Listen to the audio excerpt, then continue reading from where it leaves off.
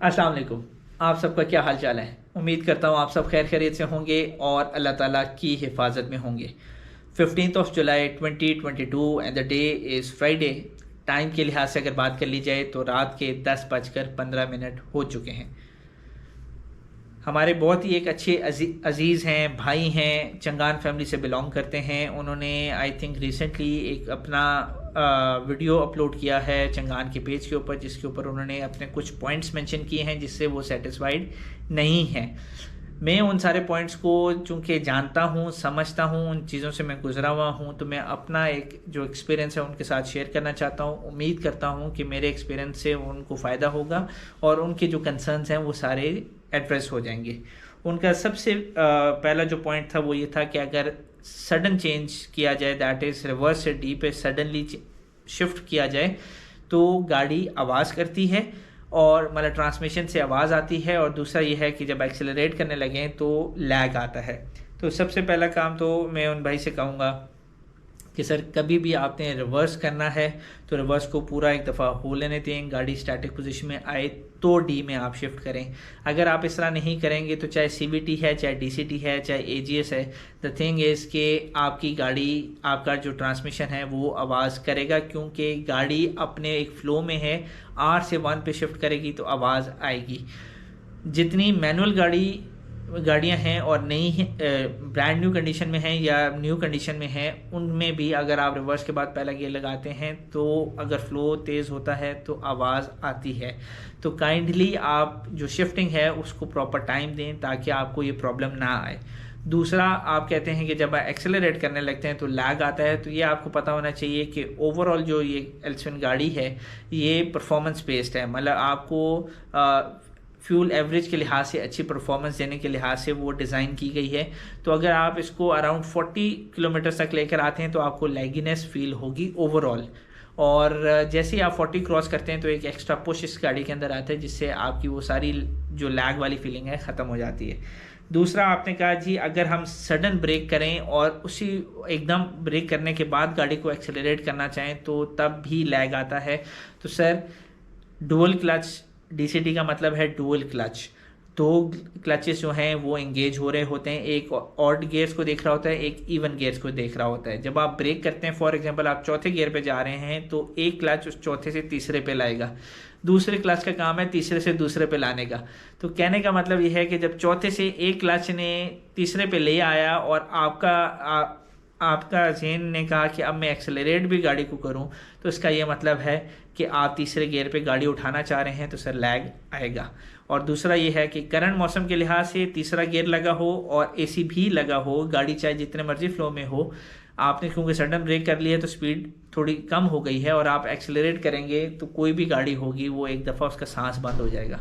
तो बेटर है इसके आप जो ब्रेक कर लिया है तो एक्सेलरेट भी आराम से करें। एकदम आप एक्सेलरेटर पे पाँव रख लेंगे तो गाड़ी रिस्पॉन्स नहीं देगी।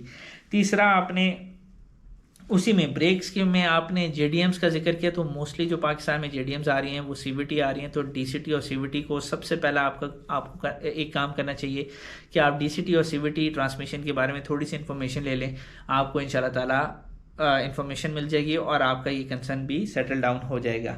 ट्रांसमिशन के लिहाज से आपने बात की कि गाड़ी को फ़ौरन पहले गियर पे आ जाना चाहिए या छोटे गियर पे आ जाना चाहिए। तो सर, कोई गाड़ी भी फ़ौरन छोटे गियर पे नहीं आती, उसको एक टाइम लगता है। फॉर एग्जांपल 5वें गियर पे गाड़ी जा रही है, आपने उसको पहले गियर पे लेकर आना है तो आपको गाड़ी ड्रास्टिकली उसकी स्पीड कम करनी पड़ेगी या उसको स्टैटिक पोजीशन पे लाना पड़ेगा, तब जाके आप पहले गियर पे शिफ्ट हो सकते हो। एक और पॉइंट जो उसमें आपने मेंशन किया कि डीसीटी जो है बहुत ज़्यादा टाइम लेता है गियर छोटे गियर में लाने के लिए, तो सर ज़्यादा टाइम नहीं लेता। इट ऑल डिपेंड्स कि आप किस स्पीड पे जा रहे हैं, किस तरह की आप ब्रेक लगा रहे हैं, उसके लिहाज से गियर शिफ्टिंग रिवर्स में भी जाती है, मतलब छोटे गियर्स में भी जाती है और फॉरवर्ड भी जाती है। It all depends on your driving style. और उसमें यह है कि फॉर एग्जांपल आपको ऑटोमेटिक गाड़ी और डीसीटी के लिहाज से प्रॉब्लम आ रहा है, तो इसी गाड़ी के अंदर टिपट्रॉनिक का भी ऑप्शन है। तो आप उसको मैनुअली चलाना चाहते हैं, तो अगर मतलब खींचना आप चाहते हैं और परफॉर्मेंस एक्सेलरेशन के लिहाज से चाहिए तो टिपट्रॉनिक में शिफ्ट हो जाएं या एस मोड में शिफ्ट हो जाएं, आपका काम हो जाएगा। चौथा आपने पॉइंट जिक्र किया ABS ब्रेक्स का कि तो सर देखें ABS anti locking braking system number 1, number 2 उसका कंप्लीट मैकेनिज्म है ही ये कि जब आप सडन ब्रेक लगाएंगे तो गाड़ी ऐसा फील कराएगी जिसका आपने खुद जिक्र किया, जैसे गरारियाँ टूट गई हों या इस तरह का कोई प्रॉब्लम आ गया हो। तो कोई भी ABS होगी उसमें आप जब इस तरह की सडन ब्रेक मारेंगे तो कड़ कड़ कड़ कड़ करके आवाज़ आएगी और सर लगेगा कि गाड़ी टूट रही है पूरी, हालांकि वो टूट नहीं रही होती। ये एक मैकेनिज्म है, उसने आपकी गाड़ी को स्ट्रेट लाइन में नंबर 1 रखना है, और दूसरा ये है कि उसने आपकी गाड़ी को टाइमली रोकना भी है। तो उसके लिए फिर ये वाली आवाज़ आपको आती है, और डीलरशिप ने भी आपको सही अपडेट किया है। पांचवा पॉइंट आपका ये था कि डी मोड के ऊपर आप ज़्यादा देर रुके रहे और उसके बाद आज जैसे ही सिग्नल खुला आपने उस ब्रेक से पाँव उठाया तो गाड़ी ने रिस्पांस नहीं दिया, मतलब चली ही नहीं, ऐसा लगा कि आप न्यूट्रल के ऊपर थे। देखिए पर्सनली मुझे ये एक्सपीरियंस आज तक नहीं हुआ, मैंने 10-10 मिनट तक भी डी में मेरी गाड़ी खड़ी रही है इशारों के ऊपर या रश में मैं फंसा रहा हूँ, बट नेवर इट हैपेंड कि भाई वो न्यूट्रल एकदम हो गई हो या मुझे गाड़ी बंद करके दोबारा ऑन करनी पड़े और उसके बाद शिफ्ट करके मुझे जाना पड़े। तो आई थिंक कि अगर ये प्रॉब्लम आपको आया है तो आप डीलरशिप से जाके चेक कर लें, वो आपको बेहतर बता देंगे। खुदा न खास्ता कोई ट्रांसमिशन में इशू है तो वो उसको सॉर्ट आउट कर देंगे, आपको अपडेट कर देंगे, बाकी चॉइस आपकी, आपने कहाँ से ठीक करवाना है। एक और चीज़ आपने जिक्र किया कि आप एक सर्टन स्पीड के ऊपर जा रहे थे और एकदम गाड़ी ने पिक ले ली, मतलब 90 पे फॉर एग्जांपल जा रहे थे तो एकदम 100 पे चली गई या 110 पे चली गई। तो सर ये भी एक आउट ऑफ द ब्लू या आउट ऑफ द बॉक्स एक प्रॉब्लम है, इसको भी आप डीलरशिप पे जाके चेक करा लें तो आपको ज़्यादा बेहतर मतलब सोल्यूशन मिल जाएगा। वजह यह है कि ये आपकी गाड़ी का इशू ज़्यादा लग रहा है एज़ कम्पेयर टू ओवरऑल के।